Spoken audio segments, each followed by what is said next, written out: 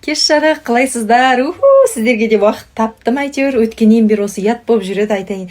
Оқырман апаларым, шашымыз тым қысқа, тойға қалай әдемі орамал тағып барсақ болады, соны көрсетші деп айтып еді. Соны ұялып жүрмін. Салуға уақыт та болмай жатыр. Қазір көрсетейін. Міне осындай шарфты аласыздар. Шарфты аласыздар да, міне. Шаш қысқа болса, онда міне артына қарай өстіп байлап жібересіздер.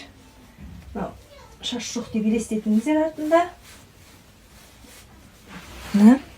Өстіп байлайсыздар да, тойға өстіп тағып барсаңыздар болады. Сырғанамайтын шаштан міне төбеден ары қарай өстіп жібересіздер да, мына екі жерді былай байлайсыздар.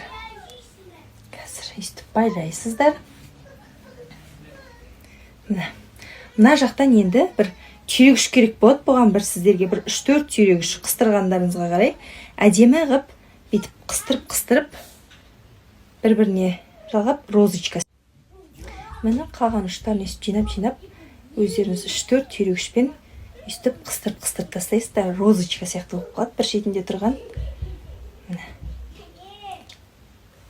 Сонымен дайын. Өстіп әдемілеп тойға барсаңыздар болады. Тағы қандай үлгі салып кетейін?